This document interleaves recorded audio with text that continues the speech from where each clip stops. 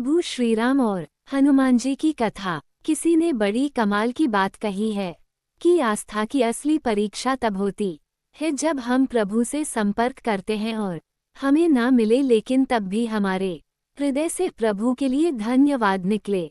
एक बड़ा छोटा सा प्रसंग है।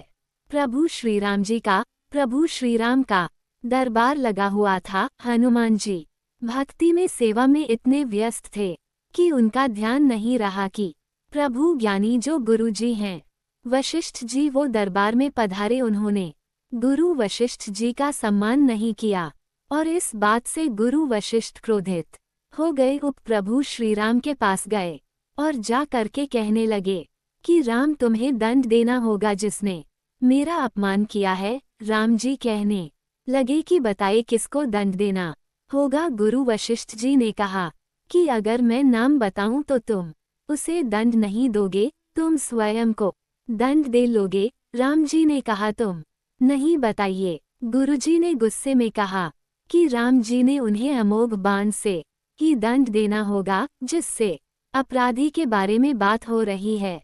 राम जी ने कहा कि आप बताइए न कि अपराधी कौन है। जब गुरु वशिष्ठ जी को लगा कि अब तो राम जी तैयार हो गए दंड देने के लिए, तो उन्होंने कहा कि उस अपराधी का नाम हनुमान है जिसने मेरा सम्मान नहीं किया।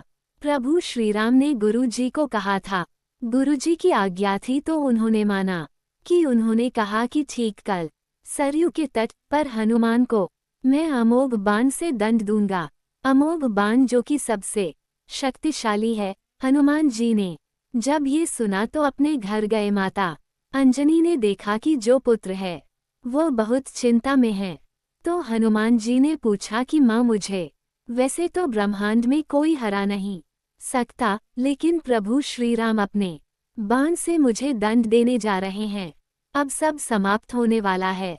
माता अंजनी ने जब सुना कि पवन पुत्र जो है वो चिंता में है, पवन सुत हनुमान अतुलित बलधामा समकक्ष जो बल है वो तुलना की नहीं जा सकती है, तो माता अंजनी ने उन्हें याद किया कि पुत्र को याद करो। मुझे भगवान शिवजी ने एक मंत्र दिया था जो मैंने उनके जन्म के समय गुत्ती में पिलाया था, जिन मंत्र के बल पर तुम्हारे प्रताप पूरा विश्व जानता है। उस मंत्र का नाम है राम। तुम जाओ सरयू तट पर और अभी से राम राम जपना शुरू कर दो।